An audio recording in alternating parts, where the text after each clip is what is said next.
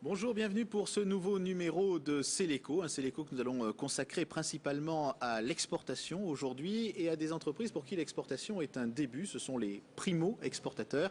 On va parler notamment avec David Sussman qui est directeur de ce programme primo-exportateur. Alors vous êtes venu avec de nombreux chefs d'entreprise. On va faire déjà un premier plateau donc avec monsieur Gérald Semerjian qui représente l'entreprise La Phocéenne des Eaux. Et puis il y a également avec nous Éric Gilly. Éric Gilly nous parlera de ses pansements étanches qu'il a créé, la société Sécuderm, qui est une toute récente société. Et puis avec nous également Daniel Guyenne pour l'entreprise Idétique, elle spécialisée dans la domotique. Alors, il est important, David Sussman, de préparer des entreprises à partir sur les marchés à l'exportation, parce qu'on parle toujours de l'innovation, mais une autre des clés de la croissance pour les entreprises régionales, pour les PME, pour les TPE qui se créent, c'est l'export. Tout à fait. Aujourd'hui, l'exportation, nous le savons, est une croissance. Il y a notamment, aujourd'hui, nous vivons la crise. Nous savons parfaitement que sur de nombreux pays non occidentaux, il n'y a pas de crise, notamment la Méditerranée, avec plus de 6% et d'autres lieux.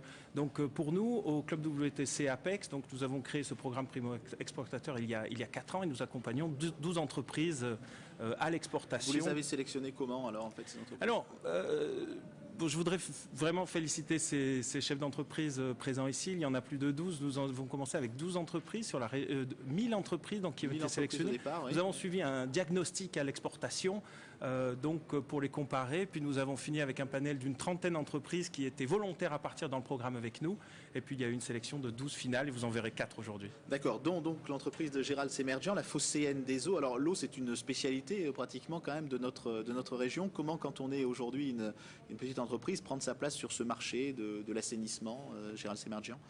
Bien, je pense que c'est une question de volonté. C'est vrai que la chanson disait ma petite entreprise ne craint pas la crise.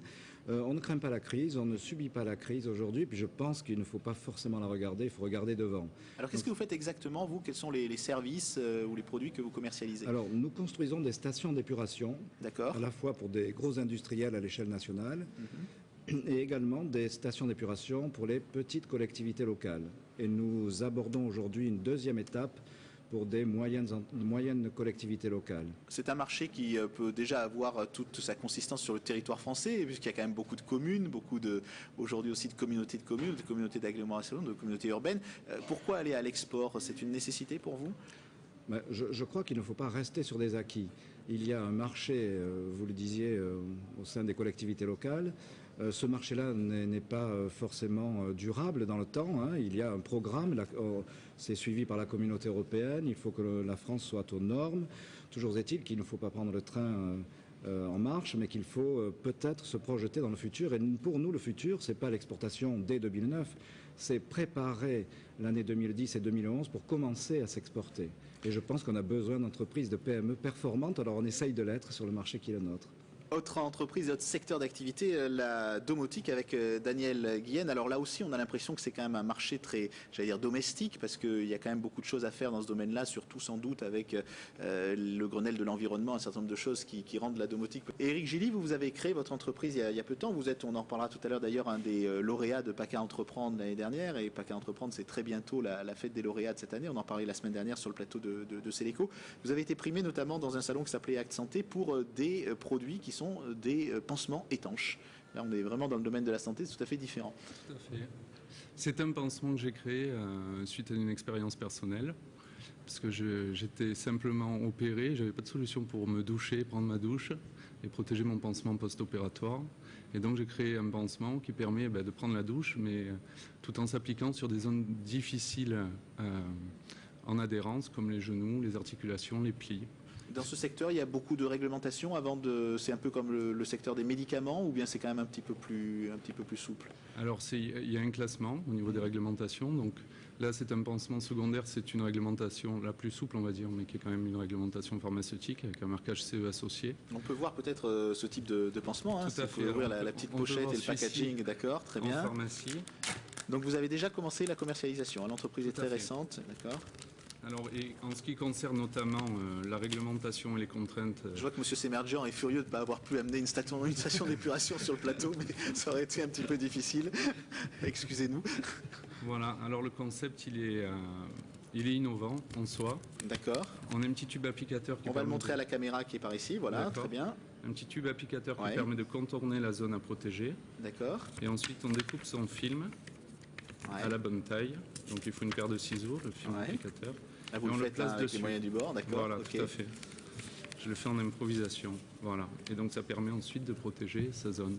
Il se trouve qu'il a été validé par les nageurs de combat. Ouais. Donc c'est le premier pansement validé par la marine française D'accord. en étanchéité et qui sert aussi bien l'industrie et donc les stations d'épuration que les gens dans leur ensemble. Voilà. Pour les petits besoins. Que monsieur tout le monde qui peut avoir besoin en effet d'avoir des pansements, on va dire, lavables ou en tout cas qui résistent à l'eau. Alors David Sussman, qu'est-ce qu'on peut conseiller à ces chefs d'entreprise? Qu'est-ce que vous faites en fait dans ce programme primo-exportateur? Vous leur dites il faut aller sur tel marché plutôt que sur tel autre. Ici en Provence on travaille beaucoup avec un certain nombre de pays, on connaît bien. Quelle est l'aide que vous apportez en fait? Alors, Écoutez, on va retrouver Éric Gilly. Alors Éric Gilly, on va venir donc maintenant à l'export pour vos pansements étanches. Donc là aussi une petite société quand même qui démarre. Pourquoi partir tout de suite à l'exportation après juste quelques mois? Mais tout simplement parce que le produit est un petit peu universel et sur un marché qui est très concurrentiel et protégé au niveau européen et même Australie, Chine, US. Donc ça vous avez des brevets pour ça? Tout à fait. D'accord. Et C'est donc souvent un inconvénient pour les entreprises françaises. Vous avez vraiment protégé. j'ai protégé parce que je croyais au potentiel tout simplement et à l'universalité entre guillemets du produit. Et donc c'est l'application directe, c'est l'export.